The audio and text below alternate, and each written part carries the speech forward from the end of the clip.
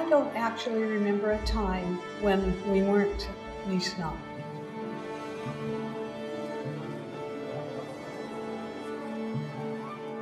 I think as I get older, I've been thinking about these things a lot, like trying to identify myself within my culture. But for me, growing up, I didn't know I was in a culture.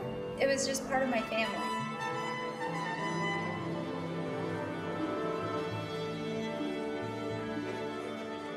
Now the community is much more supportive because they're learning more about us and they're hearing the stories and they're interested.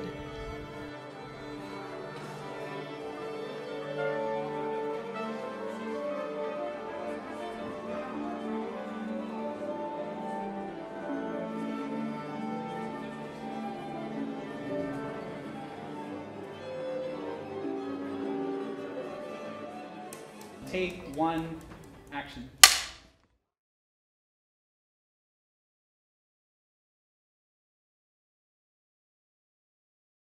I think in America right now, we're all talking about racial equity and racial justice and environmental justice. And you can't jump into those conversations without acknowledging the first atrocities, the first colonization, the people who were affected first. And we've been completely erased in our community. So now as we're starting to talk about these things and all the racial justice groups are getting together, people are saying, well, who are the original folks from here? And they're starting to look around. Hi, I'm Richard Johnson, the tribal chairman. To give you an idea of what our life was like, the foothill people up and down California learned to harvest acorns and make it a stable food source over 5,000 years ago. We would follow the food as it matured going up in elevation all the way up to the mountains for harvesting and stuff like that. We burned underneath the oak trees to clean out all the duff, kill all the insects that would migrate to the trees, and worm the acorn. So we'd burn that out. It also cleaned it so we had a real fast harvest.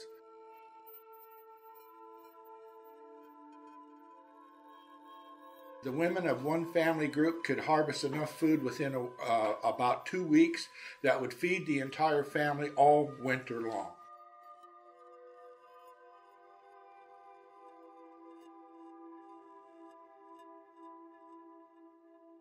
The elk herds would move from south to north and back, that they would blacken the whole sections of the Sacramento Valley.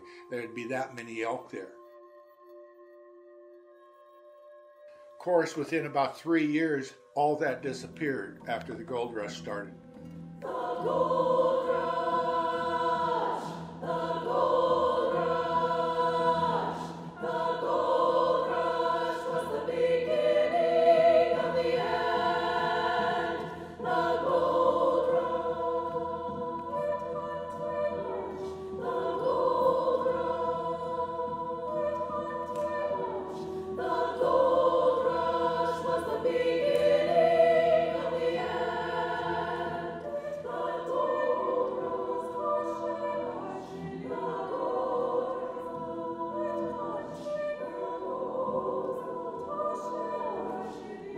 So much money was taken from the gold mines.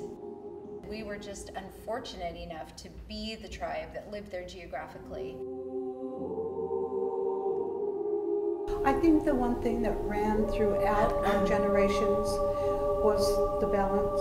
I mean, you never went out and killed a mother deer that was pregnant. You didn't kill young deer, that's kind of why we hunted bucks. And we never overpicked any of the things that were out there. We took a share and we left it to spread.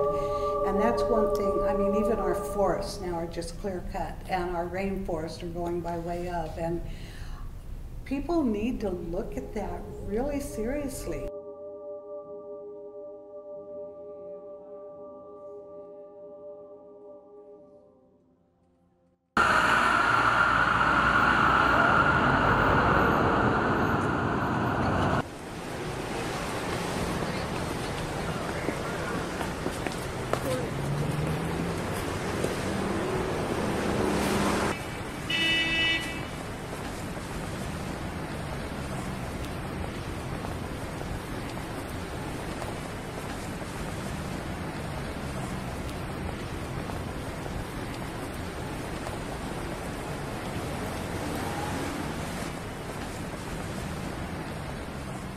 we have never stabilized after the gold rush. We almost had a complete genocide of our people up in the hills because of the speed that the gold rush came.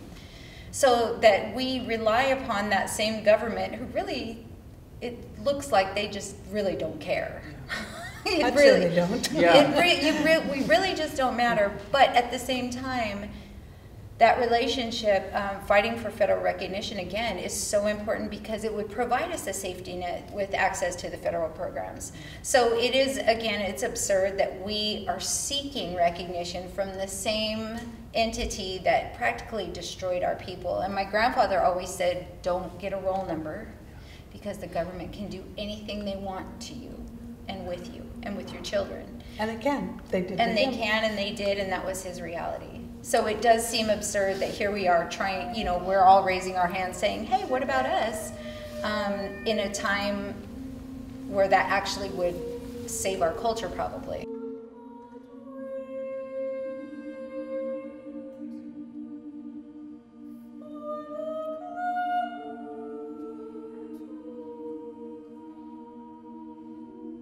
A lot of stuff has been happening lately. I think since the last time I talked with everybody.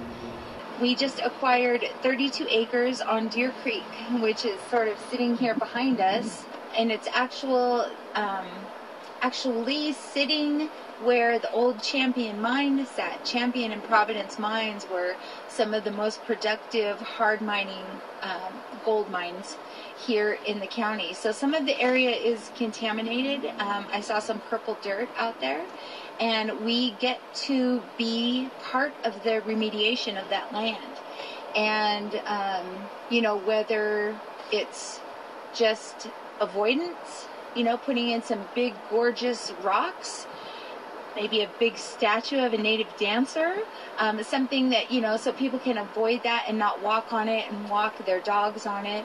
Part of the tribute trail will come down onto our piece of land, and we get to do the interpretive signage there. And I'm pretty excited because we don't have the other constraints where, you know, you might have to say it quite so nice and pretty as if it were, say, on city land or BLM land.